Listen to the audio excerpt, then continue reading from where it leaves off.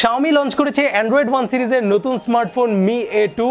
আমরা জানি Android 1 সিরিজের মেইন বেনিফিটটাই হচ্ছে একদম পিওর স্টক অ্যান্ড্রয়েড এবং 2 বছর পর্যন্ত কমপক্ষে গুগল থেকে সরাসরি অ্যান্ড্রয়েডের আপডেট।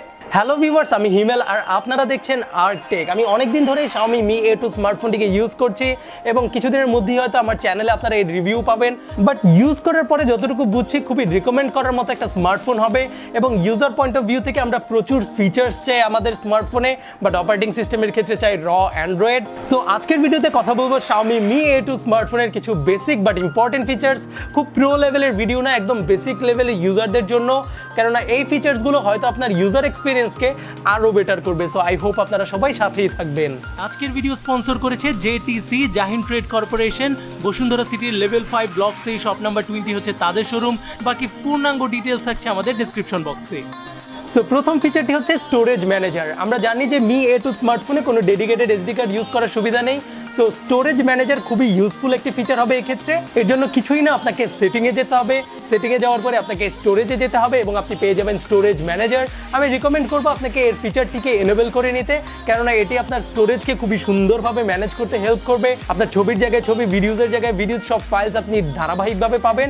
এবং আপনি যদি চান আপনার যে আনইউজড ফাইলগুলো রয়েছে, যেগুলো আপনি বছরের পর বছর ধরে ইউজ করছেন না, হতে পারে কোনো মুভিজ, কোনো বড় ভিডিওজ, আপনি হয়তো একবার দেখেছেন সেটাকে ডিলিট করতে ভুলে গেছেন, এগুলোকে এক জায়গায় আনার ব্যবস্থা করবে এবং আপনি যদি চান নিমিষে সেগুলোকে ডিলিট করতে পারবেন। So simply free of speech press করুন, 5.36 GB ডিলিট হয়ে যাবে এবং তারপর আফসোস করতে করতে বলবেন আমার ইম্পর্টেন্ট ফাইল হারিয়ে গেছে।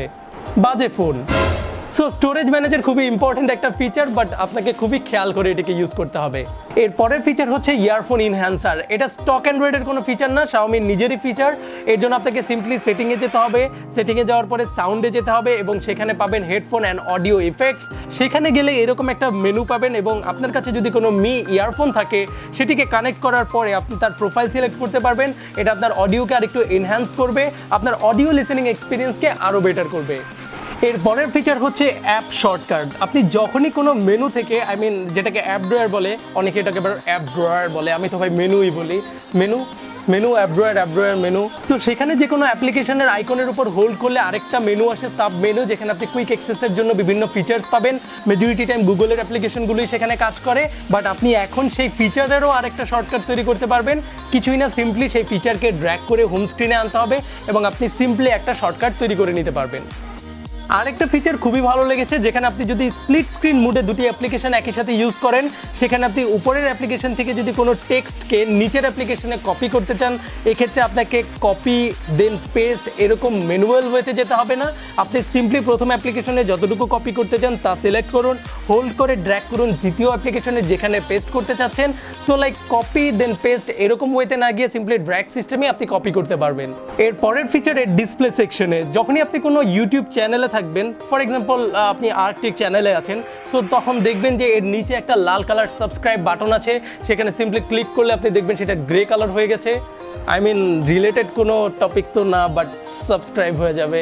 হোম স্ক্রিন রোটেশন আমাদের পরের ফিচার, খুব ইম্পর্টেন্ট কোনো ফিচার না, বাট অনেক সময় দেখা যায় যেহেতু বড় ডিসপ্লে, অনেকেই স্মার্টফোনকে এরকম ট্যাবলেটের মতো ইউজ করে, বা লাইক আপনি গেমস খেলছেন বা মুভি দেখছেন, অমনি একটা কল আসলো, আপনি হোম বাটনে প্রেস করলেন, ডিসপ্লে সোজা হয়ে গেল, তো লাইক মজা থাকে না, রাইট? সো আপনাকে এর জন্য কিছুই করতে হবে না, জাস্ট ট্যাপ করে এভাবে ধরে রাখুন, হোম সেটিংয়ে চলে যান এবং অ্যালাউ হোম স্ক্রিন রোটেশন এটিকে এনেবল করে দিন।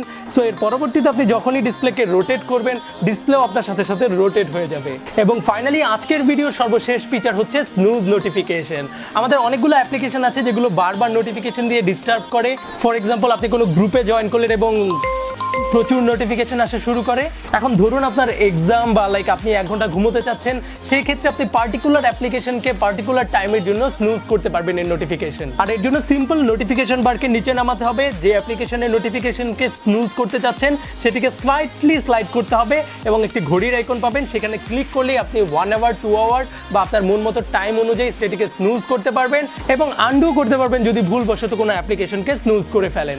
সো এই ছিল আজকের ভিডিও। আমি চেষ্টা করেছি Mi A2 স্মার্টফোনের অনেকগুলো ইম্পর্টেন্ট ফিচার্স আপনাদের সামনে তুলে ধরতে, যদিও আরও অনেকগুলো ফিচার্স রয়েছে যা আমি কভার করিনি। ফর এক্সাম্পল ফিঙ্গারপ্রিন্টের সাহায্যে নোটিফিকেশন বারকে নামানো বা ওঠানো, লাইক বাচ্চাদের কাজ, রাইট? সো ভিডিওটি ভালো লেগে থাকলে লাইক করুন, কমেন্টে জানিয়ে দিন আপনার অপিনিয়ন, আমাদের চ্যানেলকে সাবস্ক্রাইব করুন এবং আবারও দেখা হচ্ছে নতুন কোনো ভিডিওতে। সে পর্যন্ত টেক কেয়ার।